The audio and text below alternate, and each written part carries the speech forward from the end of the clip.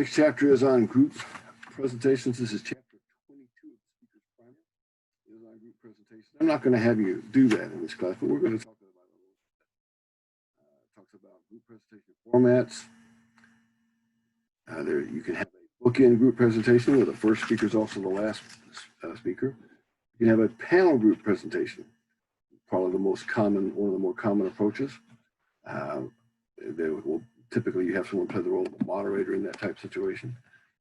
There are different roles that you may have in a group. Now, this is really not about a group presentation, but about group communication. If you've been set in a group at church or at work or wherever it may be, you need to understand there are certain group roles that are played in a group communication environment. There are task roles. You actually do certain things, a meeting facilitator, logistic coordinator, note takers, other people like that. Those are task roles. There are maintenance roles that come into play. Maintenance roles help us get along sometimes. It can be just a matter of even, sort of stepping in or intervening if people are starting to quarrel too much and it becomes personal. But the maintenance roles are very important because if no one's doing the maintenance roles, that's problematic in a group. Leadership styles. There's coercive leadership style. That's really not persuasion, by the way. Coercion is not persuasion. I don't know if we talked about that yet, but coercion is not persuasion. If I say to you, if you want an A in this class, you'll come do this, job and, around my yard or house or whatever like that. That's not persuasion. That's just coercion and it's inappropriate. But there are people who use a coercive leadership style. Authoritarian leadership style. Essentially, one person's in charge, provides a vision for the team and mobilize people to work toward that vision. An affiliative leadership style. They're more flexible and encouraging. They focus on building relationship and trust among the team members. Democratic leadership styles. Democratic leaders typically solicit ideas and get buy-in from team members to create consensus so that we're all working together toward a goal that we all agree on and a way to get there that we all agree on to some extent. There are pace-setting leaders. They are driven, they set high standards, they have high expectations for all team members, and they set an example themselves by achieving the high standards in the first place.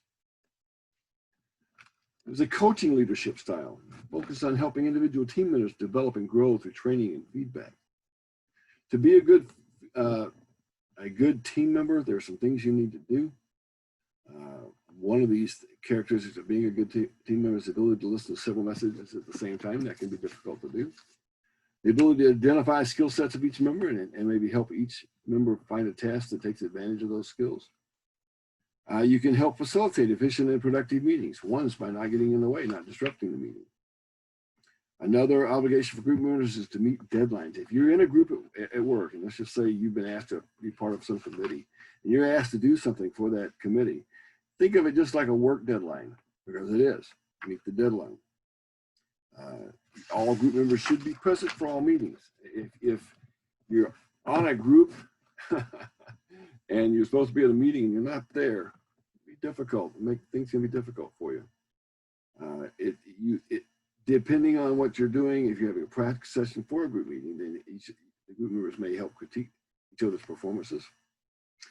It talks about group discussion and questions and answers. You want to allow everybody a chance to answer questions or offer comments. You want to take notes as people are commenting, and it's an important thing that's being said, not always, by the way.